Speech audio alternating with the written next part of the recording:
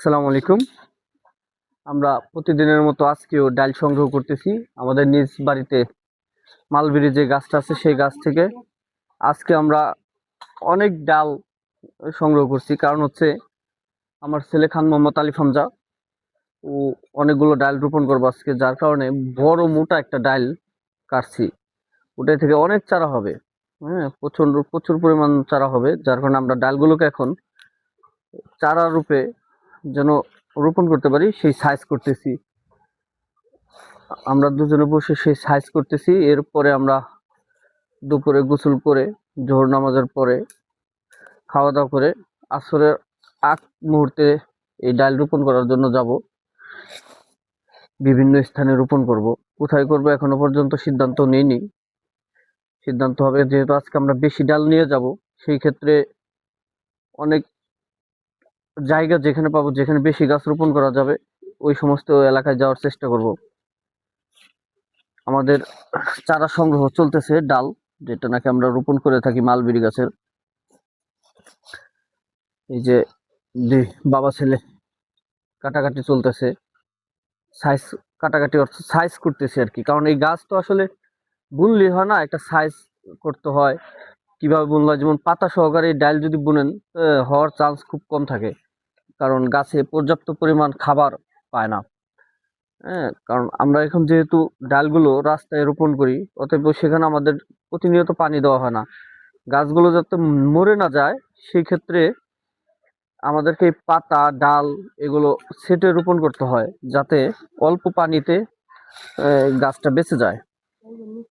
হুম, কিসে যেন কামড় দিল, বেঁচে যায় এই জন্য। আর সবসময় মনে রাখবেন, অনেকে কে দেখি আমাদের কাছে ডাল নিলে পরেও দেখি বড় একটা ডাল নিতে চায়, কিন্তু বড় একটা ডাল নিয়ে কি হবে ভাই? আপনার লাগবে 10 থেকে 12 ইঞ্চি একটা ডাল।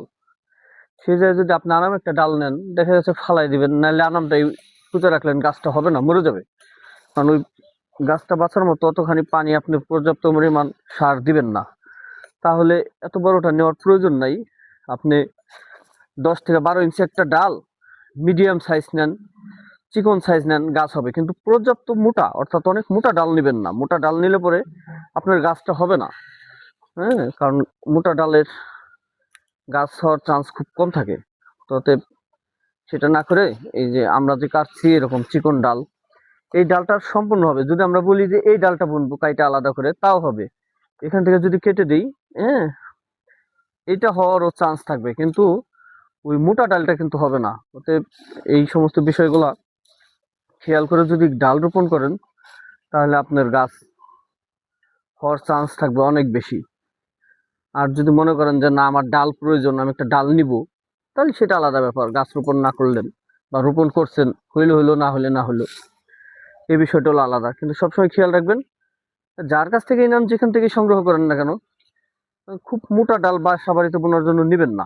হুম, চিকন একটা ডাল নিবেন, মিডিয়াম একটা ডাল নিবেন, নিয়ে সুন্দর করে, যেটা নাকি 10 থেকে 12 ইঞ্চি, সর্বোচ্চ আপনি 15-20 ইঞ্চি নেন।